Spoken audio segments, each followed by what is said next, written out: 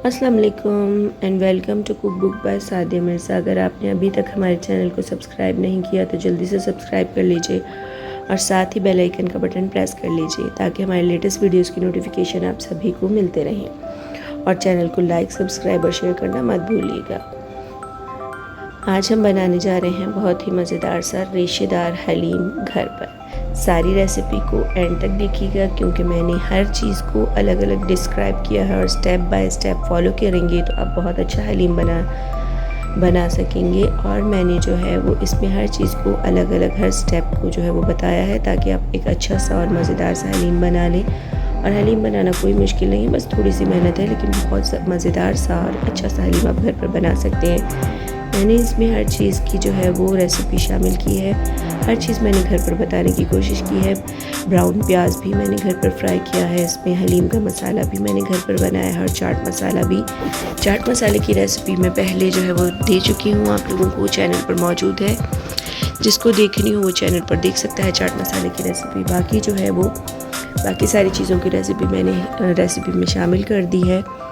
Recipe ज़्यादा तवील हो गई थी तो फिर मैंने चाट मसाले की रेसिपी इसमें शामिल नहीं की, तो आप जो है वो चैनल पर से देख लीजिएगा चाट मसाले की रेसिपी। ब्राउन प्याज भी मैंने घर पर बनाया है, उसकी भी मैंने रेसिपी इसी में शामिल की है।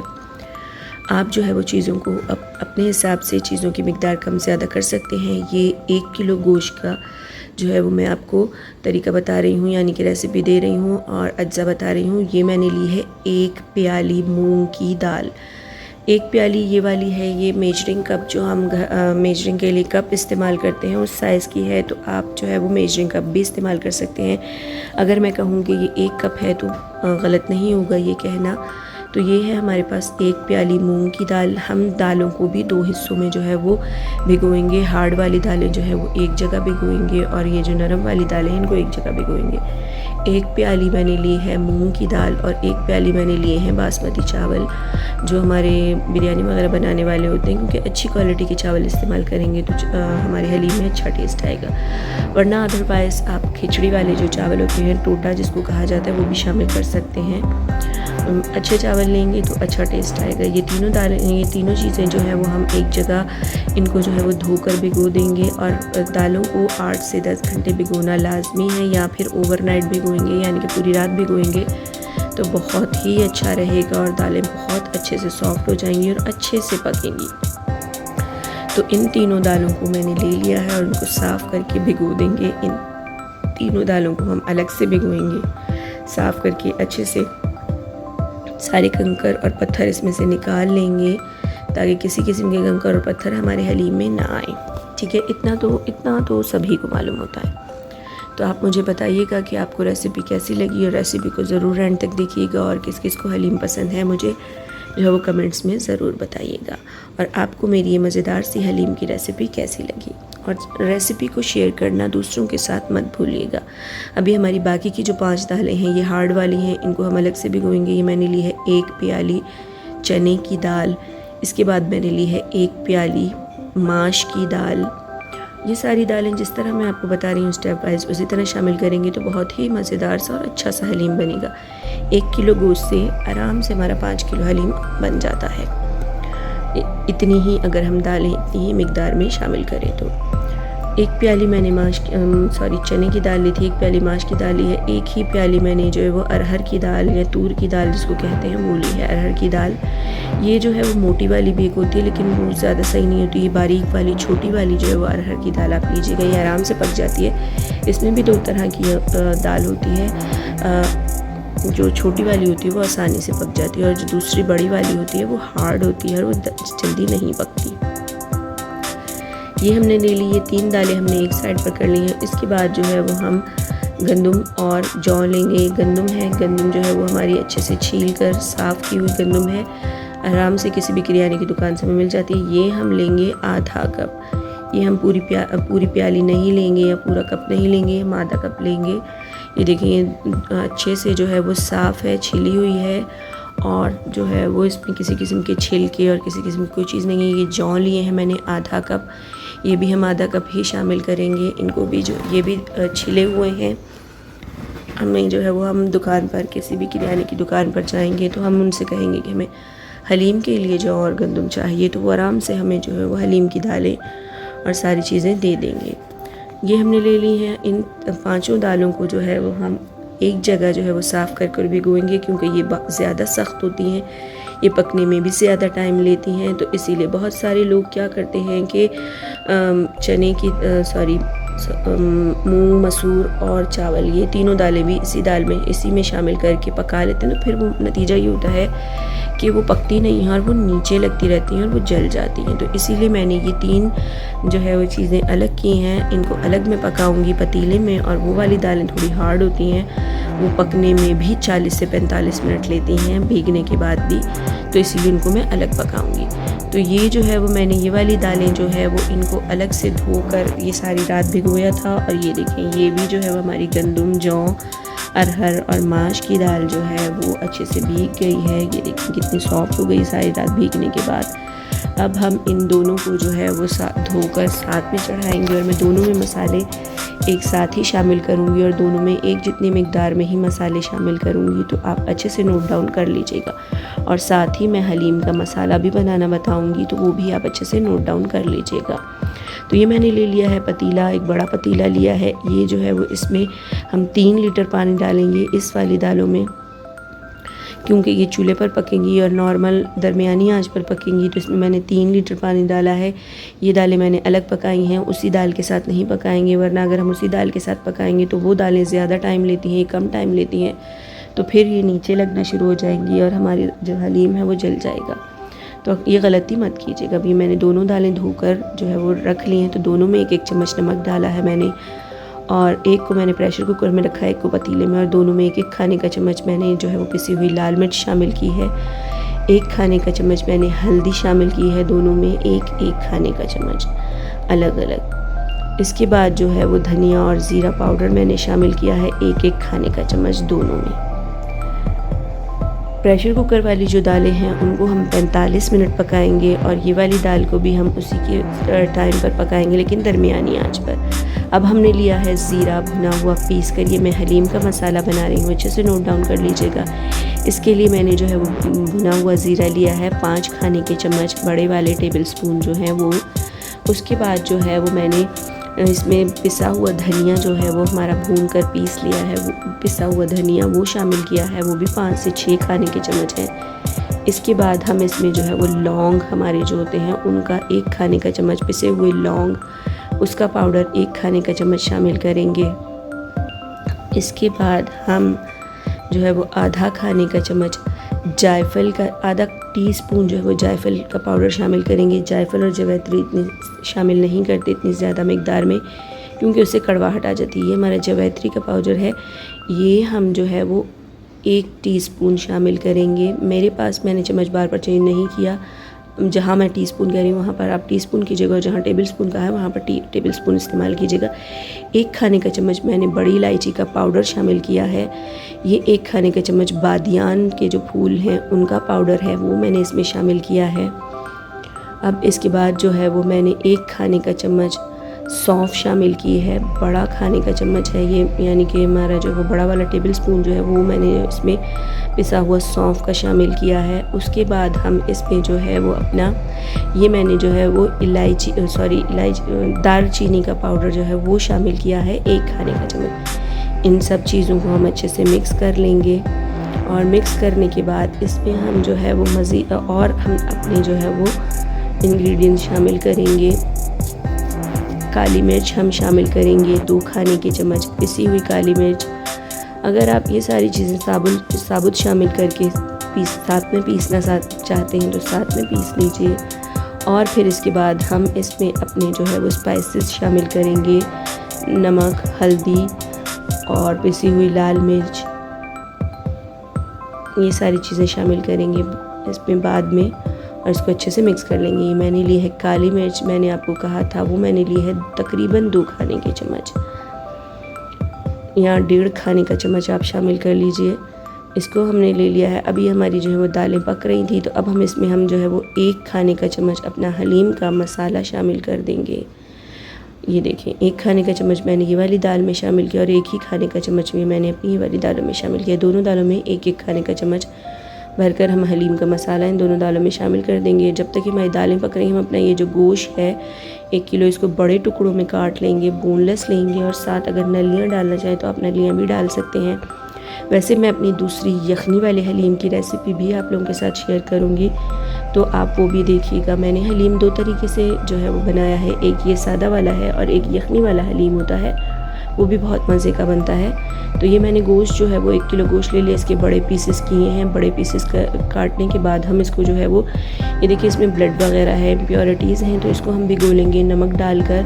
नमक लगाकर जो है वो इसको हम जो है वो 1 से 1.5 घंटे तक भिगो देंगे, ताकि हमारा गोश्त अच्छे से साफ़ हो जाए। इसमें से जो है वो हमारा पकने के बाद हमारा जो गोश्त है वो काला काला हो जाता है या हलीम काला काला हो जाता है, वो ना हो उसके लिए हम जो है वो इसमें हमने 2 टीस्पून जो है वो हमने नमक शामिल किया है और 2 टेबलस्पून सिरका शामिल किया। उसके बाद हमने इसको देखें भिगो कर रख दिया 1 से 1.5 घंटे के लिए, और 1 से 1.5 घंटे बाद देखें ये सारी जो है वो इम्प्योरिटीज़ जो है वो इसकी ऊपर आ गई हैं, और ये देखिए हमारा गोश्त कैसा वाइट सा और साफ़ सुथरा हो गया।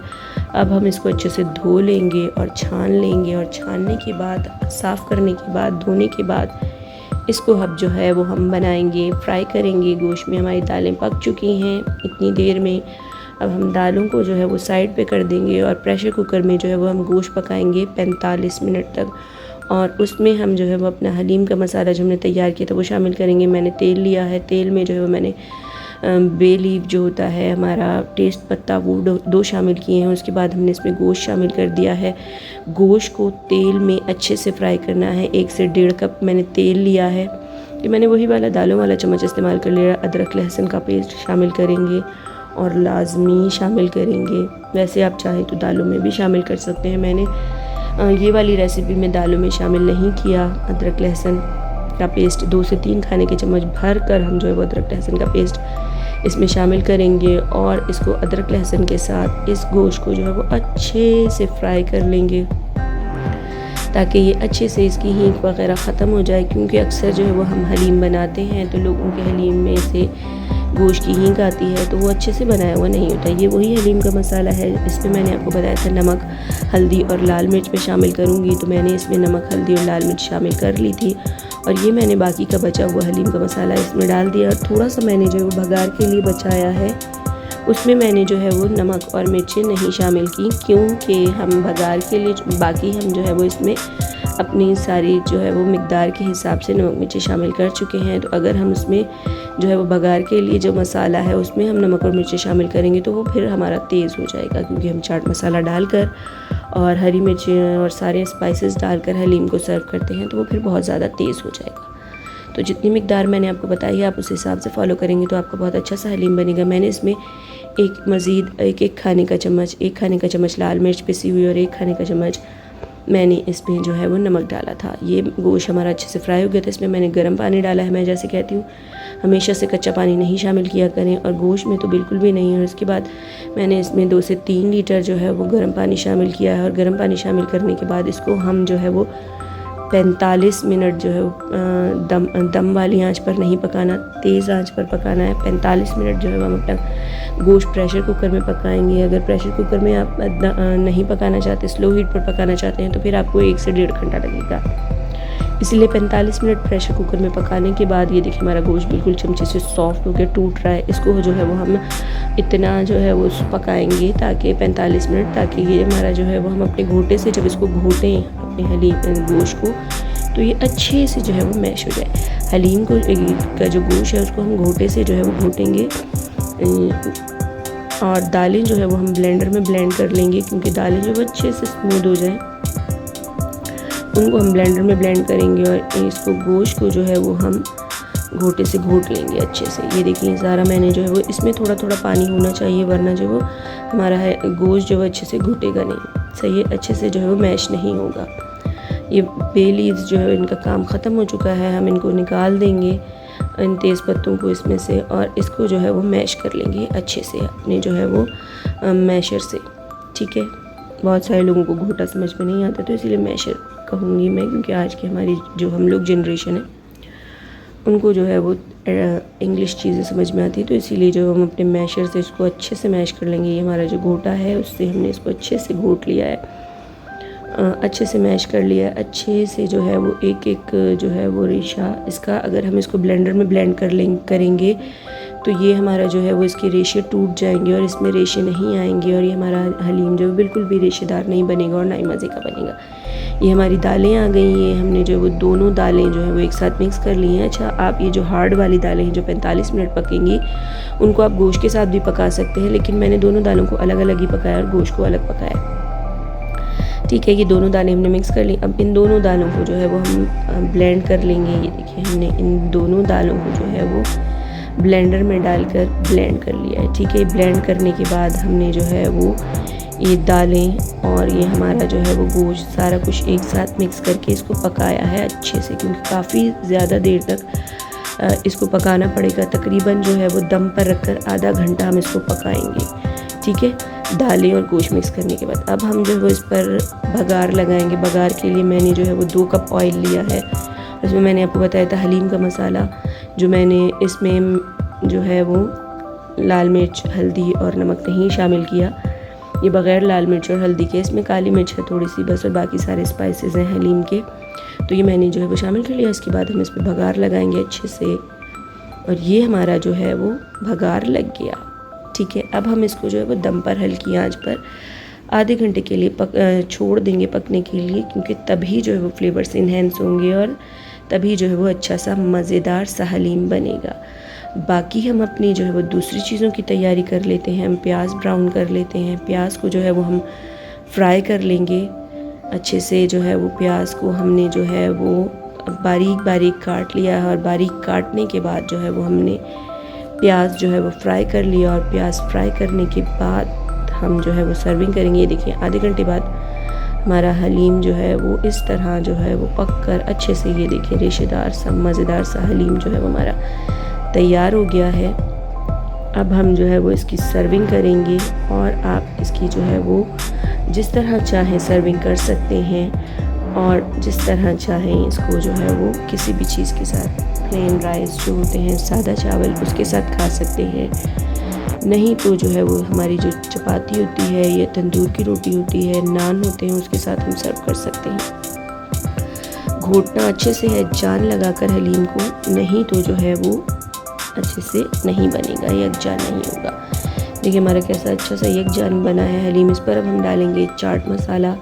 ये मेरा घर का बना हुआ चाट मसाला है। इसकी रेसिपी आपको चाहिए होगी तो आप चैनल से ले सकते हैं।